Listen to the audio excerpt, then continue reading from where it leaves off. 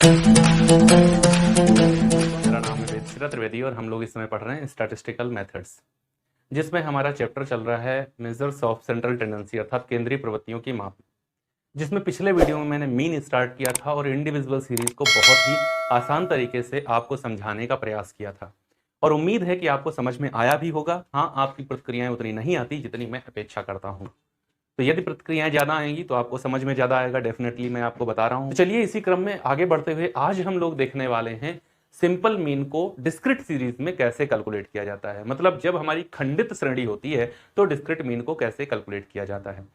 साथ ही साथ मैं आपको बता दूं, इससे पहले हमारे यूट्यूब चैनल पर financial accounting, financial management, corporate accounting, income tax, management accounting और स्टैटिस्टिकल एंड मेथड से रिलेटेड वीडियोस की कंप्लीट प्लेलिस्ट आपको डिस्क्रिप्शन बॉक्स में दी है। अगर आपके लिए आवश्यक है तो आप देख सकते हैं और अपने साथियों सहयोगियों के साथ में उसको शेयर भी कर सकते हैं।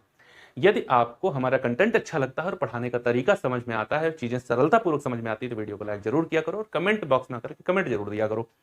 अगर नहीं समझ में आता तो जरूर दिया करो, समझ में आता नहीं दोगे तो फिर चलेगा, नहीं समझ में आता है तो क्या प्रॉब्लम रह जाती वो जरूर बताया करो। और अगर चैनल सब्सक्राइब नहीं किया है तो कर लो, बेल आइकन को प्रेस कर लो ताकि आने वाले वीडियोस की नोटिफिकेशन आपको मिल जाए। तो चलिए स्टार्ट करते हैं बिना किसी विलंब के। आज हम लोगों को, हम तो पढ़ ही रहे हैं, क्या पढ़ रहे हैं, सिंपल मीन पढ़ रहे हैं, जिसमें हम लोगों ने पढ़ लिया है इंडिविजुअल सीरीज। आज बात करने वाले हैं डिस्क्रीट सीरीज की। किसकी बात करने वाले हैं? डिस्क्रीट सीरीज, मतलब खंडित श्रेणी की आज बात करने वाले हैं। खंडित श्रेणी क्या होती है? जब आपको पद और उसकी बारंबारता दे दी जाए तो उसको कहा जाता है खंडित श्रेणी है। क्या दे दिया जाए? पद और बारंबारता हो तो उसको कहते हैं खंडित श्रेणी। अच्छा, कैलकुलेशन के पॉइंट ऑफ व्यू से डिस्क्रीट सीरीज को भी दो भागों में डिवाइड किया गया है। नंबर एक होता है जिसको कहते हैं डायरेक्ट मेथड, और नंबर दो होता है जिसको कहते हैं शॉर्टकट मेथड। ठीक है, जब डायरेक्ट मेथड में हम कैलकुलेट करने आएंगे तो मीन का फॉर्मूला होगा एक्स बार बराबर sigma f x upon n. Shortcut में फॉर्मूला होगा सिग्मा एक्स बार बराबर sigma f d x upon n. क्या होगा? A plus sigma f d x upon N.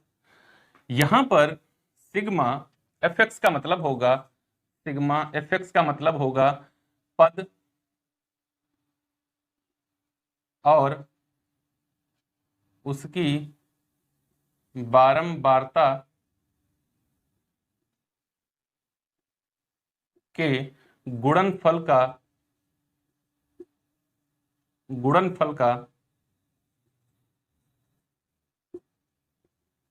का योग, और n का मतलब होगा बारंबारता का योग। इसको इंग्लिश में कहें तो क्या कहेंगे? इसको कहेंगे टोटल ऑफ प्रोडक्ट। मतलब टोटल ऑफ प्रोडक्ट ऑफ किसका? वैल्यूज या आइटम्स एंड देयर फ्रीक्वेंसी। मतलब आइटम और उसकी फ्रीक्वेंसी के प्रोडक्ट, गुणनफल का योग, और बारंबारता का योग, टोटल ऑफ फ्रीक्वेंसी। जब यहां पर आए तो ए को क्या कहते हैं? ए का मतलब होता है कल्पित माध्य। कल्पित माध्य, इसको इंग्लिश में कहते हैं assumed mean. Sigma f d x का मतलब होता है कल्पित माध्य से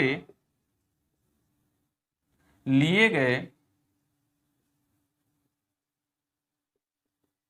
विचलनों और उनकी बारंबारता के गुणनफल का योग। ओके, और n का मतलब वही होता है बारंबारता का योग। इंग्लिश में अगर इसको कहें तो क्या कहेंगे?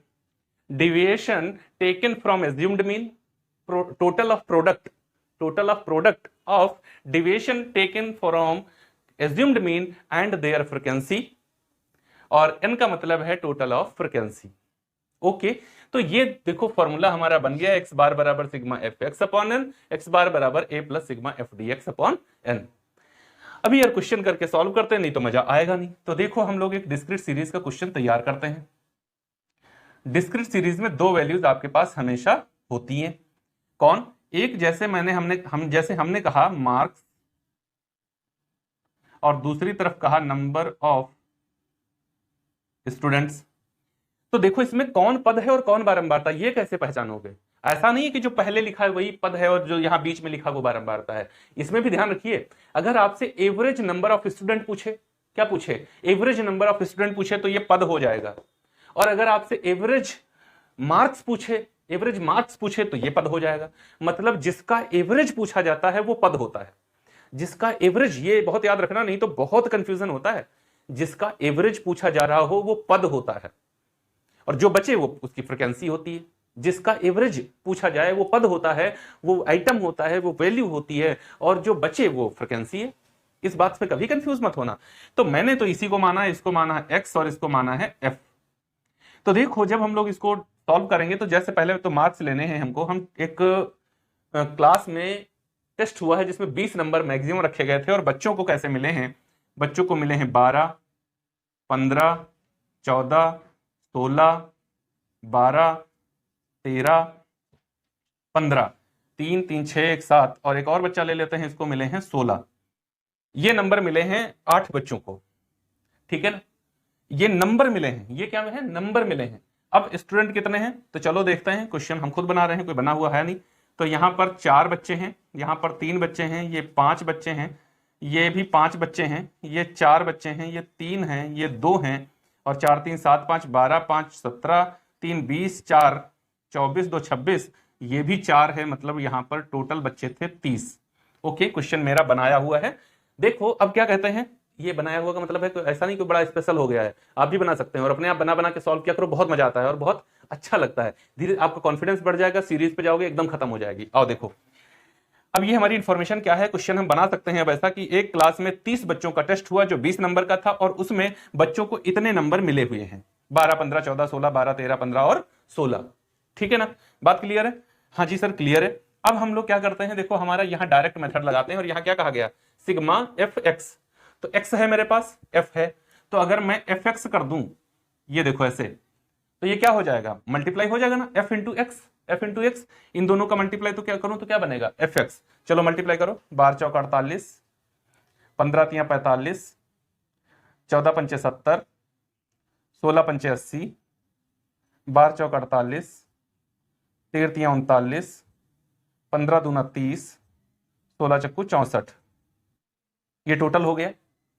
अब हमको क्या करना है, यहां क्या चाहिए? सिग्मा एफ एक्स चाहिए। तो देखो मल्टीप्लाई हो गया है और इसका टोटल कर लेना है। तो सिग्मा एफ एक्स टोटल करो, 8, 5, 13, 13 और 8, 13 और 8 21, 21 9 30, 30 और 4 34 के 4 हासिल आ गया कितना? 3, 4 3 7, 7 7 7 7 और 4 हो गया 11, 11 7 18, 18 8 26, 26 4 30, 30 3 33, 33 3 36, 36 6 42, 424। क्या आ गया? 424 आ गया। अब यहां पर ले आओ वैल्यू और सॉल्व कर लो फटाफट, डायरेक्ट मेथड में आपका आंसर आ जाएगा। तो देखो यहां पर क्या कहा गया, 424 डिवाइडेड बाई 30, ये हमने दशमलव लगाया, यहां आ गया ये 4 इक्कन 4 बचा, सॉरी 3 इक्कन 3 बचा 1 हो गया 12, 3 चक्कू 12, 3 इक्कन 3, 3 तियां 9 मार्क्स। मतलब हर एक बच्चे को 14.13 नंबर औसतन रूप में मिले हुए हैं। औसत आ गया, क्या आ गया? हर एक बच्चे को 14.13 मार्क्स औसतन रूप में मिले हुए हैं। अब इसी क्वेश्चन को, यही वाला क्वेश्चन हम क्या करते हैं, सॉल्व कर लेते हैं इस मेथड में, आपको ताकि चीजें ज्यादा समझ में आए बढ़िया तरीके से। ये समझ में आ गया होगा, उम्मीद है बिल्कुल समझ में आ गया होगा, है ना?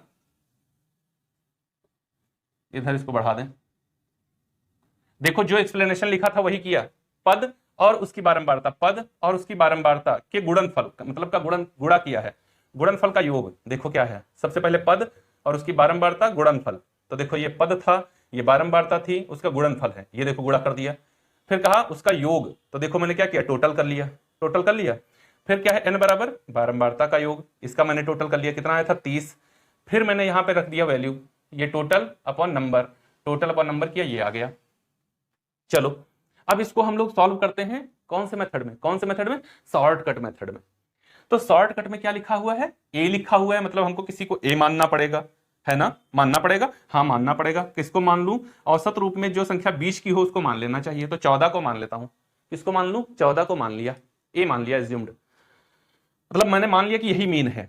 अब हम लोग इन जो पद दिए हैं इनसे डिफरेंस देखेंगे, तो अगला कॉलम है dx करना पड़ेगा। dx का मतलब है डिविजन, x का डिविजन लेना पड़ेगा। तो कैसे करते हैं, x माइनस ए, चलो x माइनस ए करो, कैसे निकलेगा, x हमने मान लिया, जब हमने a मान लिया है 14 को, तो इसका डिविजन निकालो, 12 माइनस 14 बराबर -2, 15 माइनस 14 प्लस 1, 14 माइनस 14 तो 0, 16 माइनस 14 तो 2, प्लस का 12 माइनस 14 2 आएगा माइनस का, 13 माइनस 14 तो माइनस का आएगा 1, और उसके बाद में 15 माइनस 14 तो प्लस का आएगा 1, और 16 माइनस 14 तो प्लस का आएगा 2। ओके, एक बार फिर से देख लो, 12 माइनस 14 किया तो आया हमारा -2, 15 माइनस 14 प्लस का 1, 14 माइनस 14 तो 0, 16 माइनस 14 तो +2, 12 माइनस 14 तो -2, 13 माइनस 14 तो -1, 15 माइनस 14 तो 1, और 16 माइनस 14 तो 2। वैल्यू हो गई। अब हमको क्या लिखा हुआ है यहां पर, तो एफ डी एक्स लिखा हुआ है। एफ डी एक्स मतलब एफ इंटू डी एक्स। ये क्या कर दें, अगर हम लोग एफ इंटू डी एक्स कर दें तो क्या आ जाएगा, एफ डी एक्स हो जाएगा। तो अगला कॉलम हमारा बनता है F d x, F d x. और एफ डी एक्स कैसे आएगा, एफ इंटू डी एक्स। और चाहे यहां पर देख लो, यहां क्या लिखा है, कल्पित माध्य से लिए गए विचलनों और उसकी बारंबारता का गुणनफल लिखा है। तो कल्पित माध्य क्या है, 14, पूरी लाइन पूरा सब कुछ वही लिखा हुआ है, समझो वहीं से। कल्पित माध्य क्या है, 14 के विचलन, विचलन कौन है, ये डिविएशन है, ठीक है ना, डिविएशन है के विचलन, और उसकी बारंबारता, बारंबारता देखो ये है, सबकी बारंबारता उसके सामने लिखी है, उसकी बारंबारता का गुणनफल, तो मतलब उसका प्रोडक्ट करना है, मल्टीप्लाई करना है। तो चलो करते हैं, 4 माइनस 2 बराबर माइनस का 8, 3 प्लस 3 1 का मल्टीप्लाई देंगे तो 3 1 3, 5 0 0, 5 दूना 10, 4 दूना 8 लेकिन माइनस का, 3 1 3 माइनस का, 2 1 2 और 4 दूनी 8। ओके, समझ में आया, हाँ जी सर, एफ डी एक्स बिल्कुल समझ में आ गया। अब इसका टोटल करना है तो sigma f d x, sigma f d x करना है। लेकिन उससे पहले देख लो, 8 8 और 16 और 3 19 है माइनस का, और 3 10 3 13, 13 2 15, 15 और 8, 15 8 कितना होता है 23, ये है प्लस का। तो जब हम लोग टोटल करेंगे तो प्लस माइनस माइनस हो जाएगा, 19 घट जाएगा 23 में से, तो कितना बचेगा, 23 में से 19 घटा दें तो बचता है 4। क्या बचता है, 4 बचता है, हाँ जी सर 4 बचता है। तो इसका मतलब है सिग्मा एफ डी एक्स का टोटल आया है 4। आ गया, हाँ जी आ गया। अब देखो मेरे पास वो सभी वैल्यूज हो गई हैं जो मुझको यहां पर चाहिए थी, सब हो गया, हाँ जी हो गया। तो चलते हैं अब इस फॉर्मूले में वैल्यू रख देते हैं, देखते हैं सेम यही आंसर आना चाहिए। ए हमने क्या माना, ए माना 14 को, ये देखो ए माना 14 को, plus sigma f d x क्या है 4 है, ये देखो यहां से, अपॉन एन क्या है 30 है कि नहीं, हाँ जी सर है ना। चलो इसको हमने 0 हटाया तो यहां दशमलव लग गया, 4 को 3 से डिवाइड करो तो बराबर क्या आएगा, 3 1 3, बचेगा हमारा 1 हो जाएगा 10, 3 3 9, मतलब औसत रूप में मेरा कितना आया 14.13 मार्क्स। भाई मेरे, मैं तो यही कह रहा था आपसे, चाहे आप डायरेक्ट मेथड लगा लो और चाहे शॉर्टकट मेथड लगा लो, आंसर में चेंज नहीं आएगा। बस यहां पर वैल्यू बड़ी होती, देखो कितनी थी 424 थी, कितनी थी 424 थी, और यहां केवल 4 रह गया था। क्यों, क्योंकि मैंने उसमें से एज्यूम्ड मीन निकाल ली थी और वैल्यूज को आसान कर दिया था। तो ये सिर्फ एक सिस्टमेटिक वे है चीजों को इजी करने का, ना कि कोई ऐसा कहा गया, कसम दी गई है कि नहीं यही वाला लगाना या यही वाला लगाना, जो मन करे वो लगा लेना यार। आप बड़ी बड़ी संख्या कैलकुलेट करना चाहते हो तो ये लगा लीजिए, छोटी छोटी संख्या में कैलकुलेशन करना चाहते हो तो ये लगा लीजिए। लेकिन उम्मीद है आपको डिस्क्रीट सीरीज भी आज समझ में आ गई होगी, चाहे आपको बोले वो इधर डायरेक्ट मेथड में और चाहे बोले शॉर्टकट मेथड में, आप बहुत ही आसानी के साथ, मुझे लगता है अगर आज वाला वीडियो आपने सही तरीके से देख लिया तो आपको प्रॉब्लम नहीं आएगी, आपको चीजें समझ में आ गई होंगी। यार आप कमेंट बॉक्स में आकर के ना प्लीज बताया करो कि आपको वाकई समझ में आया है या नहीं आया है। समझ में आ जाए ना करो कमेंट चलता है, समझ में ना आए तो जरूर करके बताओ। नेगेटिव अगर कुछ भी लगता है आपको, आप जरूर कमेंट करके बताओ कि सर ये चीज समझ में नहीं आई, फिर मैं कोशिश करूंगा कि आपको चीजें और बेहतर तरीके से सरलता पूर्वक समझाने का प्रयास करूंगा अपना। यदि वीडियो अच्छा लगा हो तो लाइक जरूर करना, कमेंट बॉक्स में आकर के प्रतिक्रिया जरूर दीजिएगा, हमेशा बोलता हूं। और चैनल को सब्सक्राइब नहीं किया है तो कर लो, बेल आइकन को प्रेस कर लो ताकि आने वाले वीडियोस की नोटिफिकेशन आपको बिना किसी विलंब के मिल सके। अगले वीडियो में बात करने वाला हूं कंटिन्यूअस सीरीज को, बने रहो हमारे साथ, बहुत ही मजे के साथ चीजों को बहुत आनंद के साथ में समझते हैं, सरलतापूर्वक मिलते हैं अगले वीडियो में। तब तक के लिए जय हिंद दोस्तों।